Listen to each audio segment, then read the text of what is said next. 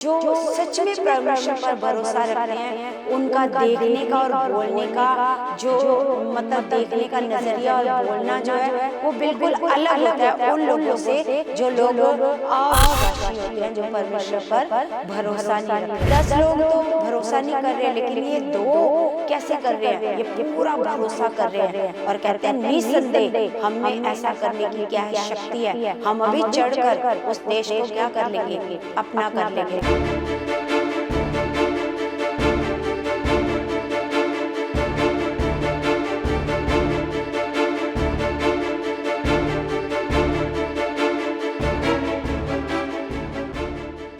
Praise the Lord everyone, God bless you all. परमेश्वर आप सबको बहुत सारी बरकतें और आशीषें मसीह में दे चुके हैं। परमेश्वर आप सबको बहुत सारा आत्मिक जीवन में और परमेश्वर आपको बहुत सारी उन्नति दे चुके हैं, आत्मिक जीवन में बढ़ा चुके हैं और सचमुच परमेश्वर आपके जीवन में बहुत बड़े बड़े कामों को कर चुके हैं, ये मैं विश्वास करती हूँ कलीसिया। और सच में जो हम विश्वास करते हैं वो हमारे जीवन में होता है, क्योंकि परमेश्वर का वचन कहता है कि विश्वास करने वाले के लिए सब कुछ हो सकता है ना। तो सच में कलीसिया आज के सुंदर समय के लिए हम अपने पिता परमेश्वर का बहुत बहुत ऐसे धन्यवाद करते हैं।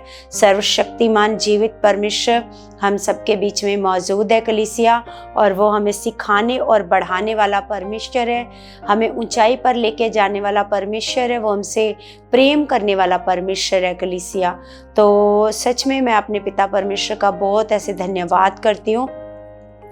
तो कलीसिया आज का जो परमेश्वर ने हम लोगों को परमेश्वर ने ऐसे वचन दिया है, वो वचन में परमेश्वर ने हमें ऐसे सिखाया है कि हम देखते हैं कि जिस प्रकार परमेश्वर इजराइलियों को छुड़ा करके लाता है तो परमेश्वर उनसे वादा करता है, प्रतिज्ञा किया हुआ देश है ना, जो देश परमेश्वर उनको देना चाहता है वो कनान देश है ना, जिसमें परमेश्वर ने उनसे वादा किया था कि वो वहाँ पर दूध और मधु की क्या बहती हैं, ऐसे धाराएं बहती हैं ना। मतलब वो बहुत ऐसे फलवंत देश है, मतलब बहुत ब्लेस्ड देश है वो है ना। और परमेश्वर उस देश को परमेश्वर अपने लोगों को ऐसे देना चाहता है, अपने बच्चों को देना चाहता है ना। तो परमेश्वर ऐसे सिखाता है। देखो परमेश्वर ऐसे हमें बताता है कि जो उस देश में लोग रहते हैं तो तुम लोगों ने क्या करना है, उस देश में जाना है और वहाँ के लोगों को ऐसे वहाँ से उखाड़ना है, वहाँ से निकालना है और तुमने वहाँ पर क्या करना है, बसना है। तो हमारा परमेश्वर ये चाहता है, हमारा ये परमेश्वर हमें जैसे हमें ब्लेस्ड देखना चाहता है, ये हमसे पहले हमारे परमेश्वर की इच्छा है कि वो हमें ब्लेस्ड देखना चाहता है। और परमेश्वर का यहाँ पर ये मकसद है कि जो तुम्हारे जीवन में कोई बीमारी राज कर रही है, वो आपकी बॉडी में वास कर रही है, कोई चिंता, कोई परेशानी, कोई हालात आपकी बॉडी में वास कर रहा है, जिस प्रकार यहाँ पर कनान के लोग कनान में जब वास कर रहे हैं तो परमेश्वर ने उनसे वादा किया था वो देश तुम्हारा है, जाओ उनसे वो देश क्या करो, ले लो, उनको वहाँ से निकालो और वो देश तुम ले लो। उसी प्रकार परमेश्वर की आज हमारे जीवन में इच्छा है कलीसिया कि हम क्या करें, ये बॉडी हमारे परमेश्वर ने हमें दी है और ये बीमार रहने के लिए नहीं, चिंता करने के लिए नहीं, दुख सहने के लिए नहीं। परमेश्वर कहता है दुख को उखाड़ो और आनंद के साथ रहो, है ना। इसी प्रकार आज भी परमेश्वर ये चाहता है, बीमारी को अपनी बॉडी से उखाड़ो और स्वस्थ जीवन जियो, है ना। चिंताओं को, हालातों को अपने जीवन से उखाड़ो और परमेश्वर चाहता है कि आप निश्चिंत जीवन, आनंद और शांति से बहुत तायत का भरा हुआ जीवन आप जियो। इसी प्रकार परमेश्वर ने ऐसे कनान देश देने के लिए इनको जब वादा किया तो हम देखते हैं कि गिनती की पुस्तक 13 अध्याय में परमेश्वर मूसा को कह रहा है कि उस देश का भेद लेने के लिए, मतलब यहाँ के लोगों को क्या कर, ऐसे भेज, है ना। तो लिखा परमेश्वर ने उसको कहा, फिर यहोवा ने मूसा से कहा, कनान देश जिसे मैं इजराइलियों को देता हूँ उसका भेद लेने के लिए पुरुषों को भेज, वे अपने पितरों के प्रति गोत्र के एक एक प्रधान पुरुष हों। यहोवा से ये आज्ञा पाकर मूसा ने ऐसे पुरुषों को परान जंगल से भेज दिया जो सब के सब इजराइलियों के प्रधान थे, है ना। तो ये कौन थे? जैसे हम देखते हैं कि 12 गोत्र थे और 12 गोत्रों के मतलब एक एक बंदा, मतलब जो प्रधान थे, उनको क्या किया? मूसा ने ऐसे भेज दिया, है ना। तो आगे हम देखते हैं कि आगे उन सबके नाम लिखे हुए हैं, इस गोत्र से ये बंदा गया, इस गोत्र से ये बंदा गया, ऐसे करके। और 17 में देखते हैं कि उनको कनान देश का भेद लेने को भेजते समय मूसा ने कहा, इधर से अर्थात दक्षिण देश से होकर जाओ, है ना। तो और पहाड़ी देश में जाकर उस देश को देख लो कि कैसा है, और उसमें बसे हुए लोगों को भी देखो कि वे बलवान हैं या निर्बल, थोड़े हैं या बहुत, और जिस देश में वे बसे हुए हैं वह कैसा है, अच्छा या बुरा, और वे कैसी कैसी बस्तियों में बसे हुए हैं, और तंबुओं में रहते हैं या गढ़ वाले किलों में रहते हैं, और वह देश कैसा है, उपजाऊ है या बंजर है, और उसमें वृक्ष हैं या नहीं, और तुम हियाब बांधे चलो और उस देश की उपज में से कुछ लेते भी आना। वह समय पहली पक्की दाखों का था, है ना। तो कैसे मूसा ने उनको कहा कि जाओ जाकर के देखो वहाँ के लोग कैसे हैं, निर्बल हैं, बलवान हैं, जो ज़मीन है वो उपजाऊ है या बंजर है ना। मतलब सब कुछ ऐसे मूसा ने उनको बोला, है ना। तो और क्या ऐसे बोला कि तुम वहाँ जब वहाँ पर जाओगे तो वहाँ की फसल में से क्या करना, कुछ लेते आना, है ना। और वो समय क्या था, मतलब जिस समय दाख ऐसे दाख रस ऐसे दाख पक जाती है, दाख की ऐसे जो अंगूरों की फसल है वो पक जाती है, वो वाला समय था। इसलिए वे चल दिए और सीन नामक जंगल में से में ले रहोब तक, वो हमात के मार्ग में है, सारे देश को देखभाल कर उसका भेद लिया। वे दक्षिण देश होकर चले और हेब्रोन तक गए। वहाँ अहीमन, शेशे और तलमे नामक अनाक वंशी रहते थे। हेब्रोन मिस्र के सोअन से 7 वर्ष पहले बसाया गया था। तब वे एशकोल नामक नाले तक गए और वहां से एक डाली दाखों के गुच्छे समेत तोड़ ली, और 2 मनुष्य उसे एक लाठी पर लटकाए हुए उठा ले चले, और वे अनारों और अंजीरों में से भी कुछ कुछ ले आए। इजराइली वहां से दाखों का गुच्छा तोड़ ले आए थे, इस कारण उस स्थान का नाम एशकोल नाला रखा गया, है ना। तो हम देखते हैं कि किस प्रकार वो वहां से जब उन्होंने एक गुच्छा तोड़ा, है ना, दाखों का क्या तोड़ा, ऐसे एक गुच्छा तोड़ा, तो उनको वो जो गुच्छा था, हम अगर आज के टाइम पर ऐसे देखें अंगूरों का गुच्छा तो हम एक ही हाथ में ऐसे उठा लेंगे ना। लेकिन यहाँ पर हम देखते हैं कि उनको क्या करना पड़ा कि कनान देश इतना ब्लेस्ड देश था कि उनको वो अंगूरों का जो गुच्छा था वो लाठी पर ऐसे लटका कर 2 बंदों को ऐसे उठाना पड़ा। सोच के देखो कि वो गुच्छा कितना बड़ा होएगा। एक गुच्छा अंगूरों का जो उन्होंने तोड़ा वो कितना बड़ा गुच्छा होएगा कि 2 बंदों को ऐसे लाठी पर ऐसे लेकर के चलना पड़ा, ऐसे टांगना पड़ा, है ना। तो लिखा 40 दिन के बाद जब वे उस देश का भेद लेकर लौट आए और परान जंगल के कादेश नामक स्थान में मूसा और हारून इजराइलियों की सारी मंडली के पास पहुंचे और उनको और सारी मंडली को संदेश दिया और उस देश के फल उनको दिखाए। जिस देश में तूने हमको भेजा था उसमें हम गए, उसमें सचमुच दूध और मधु की धाराएं बहती हैं और उसकी उपज में से यही है। परंतु उस देश के निवासी बलवान हैं और उसके नगर गढ़ वाले हैं और बहुत बड़े हैं। और फिर हमने वहाँ अनाक वंशियों को भी देखा। दक्षिण देश में अमालेकी बसे हुए हैं और पहाड़ी देश में हित्ती, यबूसी और अमोरी रहते हैं और समुद्र के किनारे किनारे और यरदन नदी के तट पर कनानी बसे हुए हैं, है ना। तो इन्होंने क्या किया, इन्होंने सारा कुछ आकर के बताया, कहाँ पर अमोरी रहते हैं, कहाँ पर हित्ती रहते हैं, कहाँ पर है ना यबूसी रहते हैं, सब कुछ बताया है ना। लिखा पर कालेब ने मूसा के सामने प्रजा के लोगों को चुप कराने के विचार से कहा, हम अभी चढ़ के उस देश को अपना कर लें, क्योंकि निसंदेह हम में ऐसा करने की शक्ति है।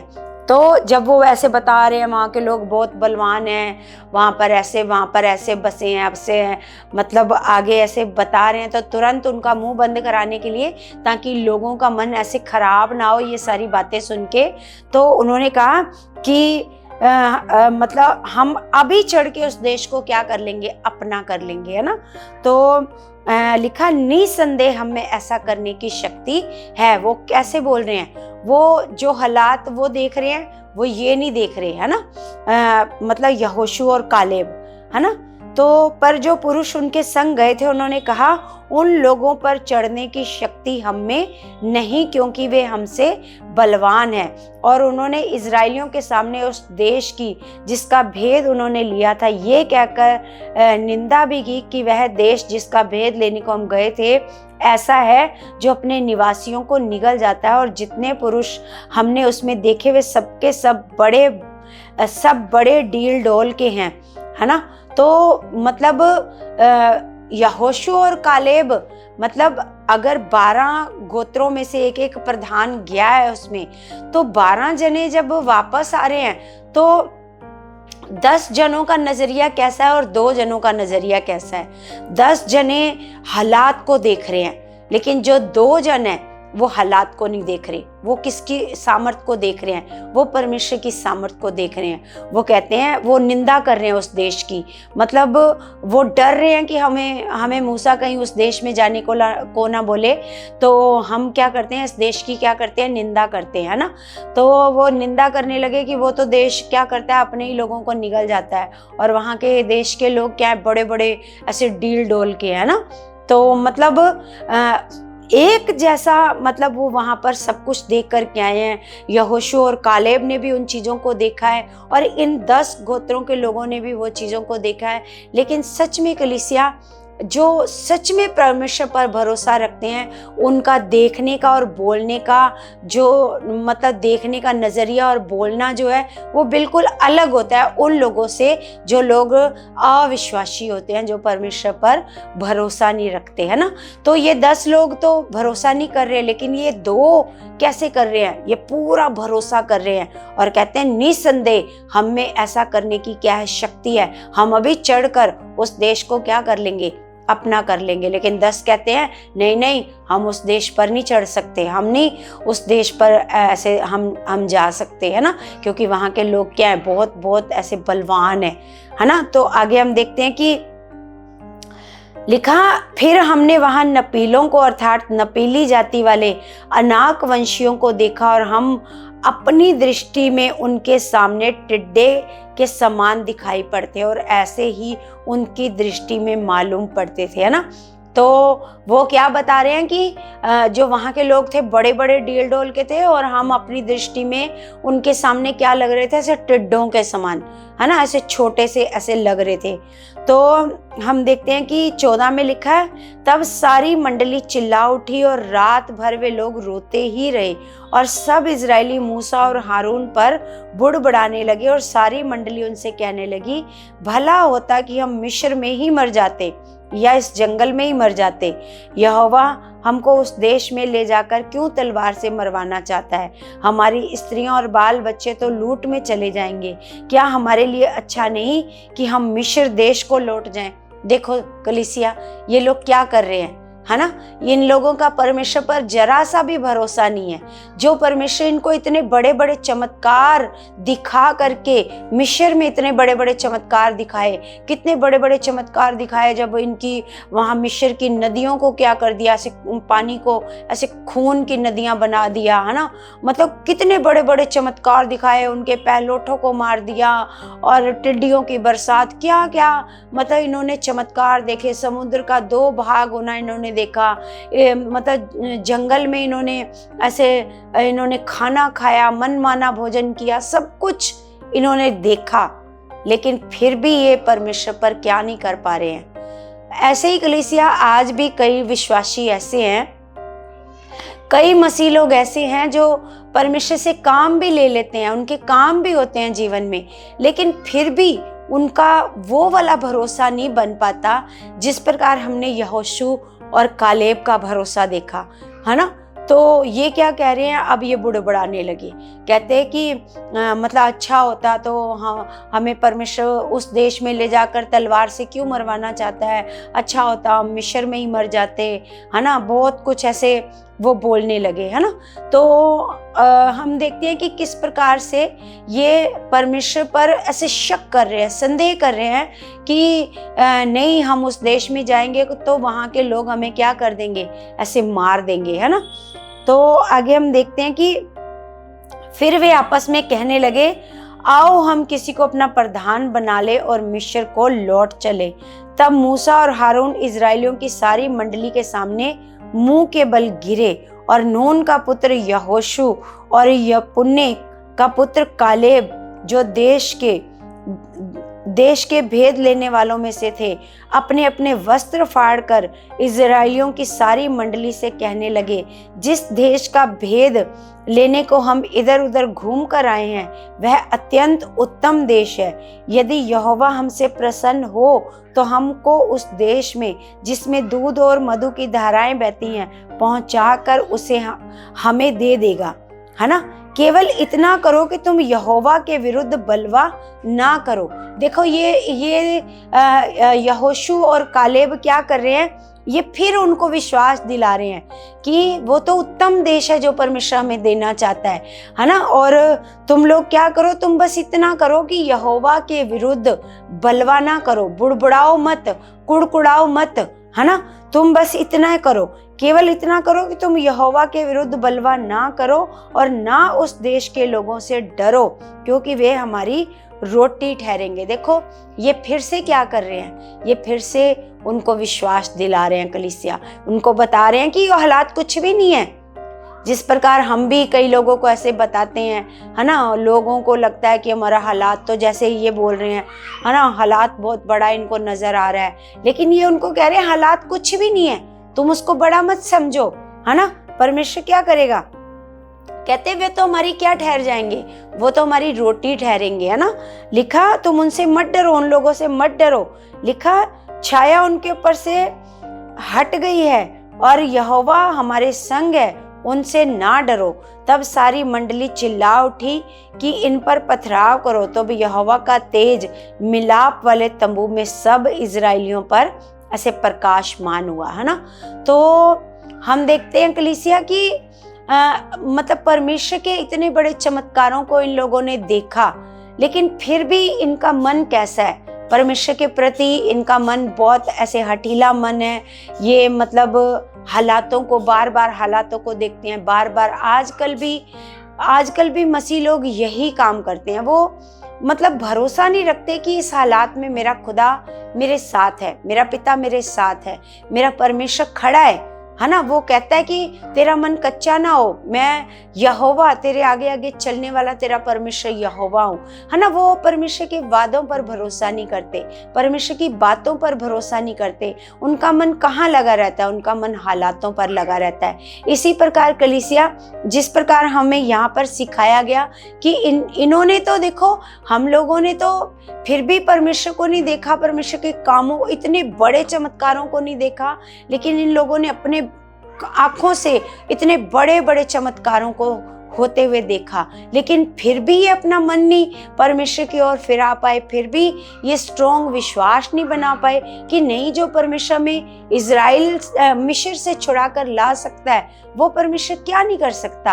वो प्रतिज्ञा, वो सच्चा परमेश्वर है, जो उसने प्रतिज्ञा की है वो करने में भी क्या है, वो सामर्थी है, वो सब कुछ कर सकता है, उसके लिए कोई काम करना मुश्किल नहीं है। उन्होंने अब्राहम के उदाहरण को भी नहीं याद रखा कलीसिया, है ना। अब्राहम का उदाहरण भी भूल गए कि अब्राहम के साथ जो परमेश्वर ने वादा किया वो पूरा किया था, वो सब कुछ भूल गए, है ना। इजरायली मतलब परमेश्वर के साथ चल नहीं पा रहे अच्छे से, है ना। तो इसी प्रकार कलीसिया आज भी मसीह लोग क्यों हालातों में फंसे रहते हैं, क्यों परेशानियों में पड़े रहते हैं, क्यों? क्योंकि वो परमेश्वर के कामों को देखकर भी परमेश्वर पर उस तरीके का विश्वास नहीं कर पाते जिस तरीके का परमेश्वर उनके जीवन से चाहता है ना। परमेश्वर चाहता है कि आप हर हालात में कोई डरो मत, शक मत करो, संदेह मत करो, डरो मत, क्योंकि इन हालातों में भी परमेश्वर कहता है मैं तुम्हें निकालने की ताकत रखता हूँ, है ना। लेकिन जो डर जाते हैं फिर वो उन्हीं हालातों में फंस जाते हैं। लेकिन जो डरते नहीं है कलीसिया, परमेश्वर उनके साथ खड़ा रहता है और एक दिन उन सारे हालातों को उनके जीवन से क्या कर देता है, परमेश्वर खत्म कर देता है कलीसिया, है ना। तो हमें भी क्या करना है कलीसिया, जिस प्रकार यहोशू और कालेब ऐसे दलेरी के साथ बोल रहे हैं, हमें भी हालातों में इसी प्रकार के वर्ड्स बोलने चाहिए, इसी प्रकार अपने मन को स्ट्रॉन्ग रखना चाहिए। कभी अपने मन को ऐसे कमजोर नहीं करना चाहिए, अपने मन को हमेशा विश्वास में मजबूत बना करके रखना चाहिए कलीसिया। तो जब हम इस प्रकार अपने मन को स्ट्रॉन्ग बना करके रखते हैं तो जिस बातों की प्रतिज्ञा हमारे परमेश्वर ने की होती है वो हमारे जीवन में प्रतिज्ञाएं पूरी होती हैं, वो वादे क्या होते हैं, पूरे होते हैं कलीसिया। अगर आप भी परमेश्वर के वादों को अपने जीवन में पूरा होते हुए देखना चाहते हो कलीसिया, तो आपको भी हालातों को नहीं देखना, आपको खुदा की सामर्थ को देखना है कि मेरा पिता कितना सामर्थी है और जो उसने वादे किए हैं वो वादा पूरा करने में भी क्या है, वो सामर्थी है, वो सब कुछ करने की ताकत रखता है, वो सब कुछ कर सकता है कलीसिया।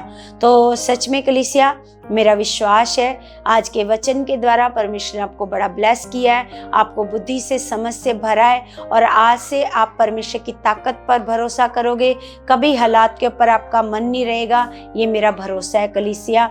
और सच में मैं विश्वास करती हूँ कि सच में ऐसा हो चुका है यीशु मसीह के नाम से।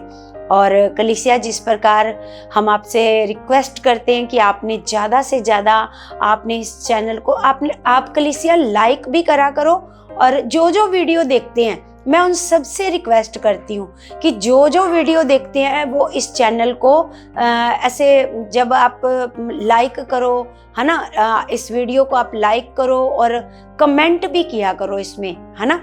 तो जब आप लाइक करोगे, कमेंट करोगे तो वीडियो ऐसे आगे जाएगी ताकि दूसरे लोगों तक भी ये वीडियो पहुंचे कलीसिया ना। तो आप ऐसे सहयोग करोगे तो परमेश्वर हमारे चैनल को भी क्या करेंगे, ऐसे आगे लेकर के जाएंगे ना। तो परमेश्वर आप सबको बहुत सारा ब्लेस कर चुके हैं यीशु मसीह के नाम से। तो हम सब प्रार्थना में चलते हैं कलीसिया।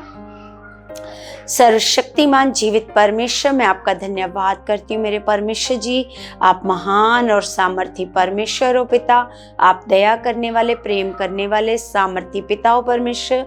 मैं आपका धन्यवाद करती हूँ पिता परमेश्वर जी।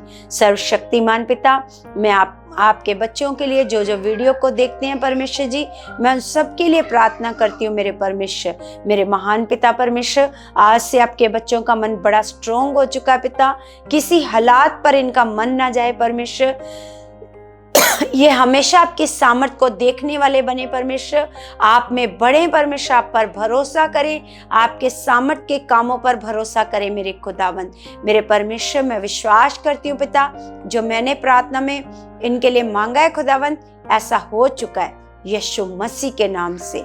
आमीन आमीन। सबको जय मसीह की।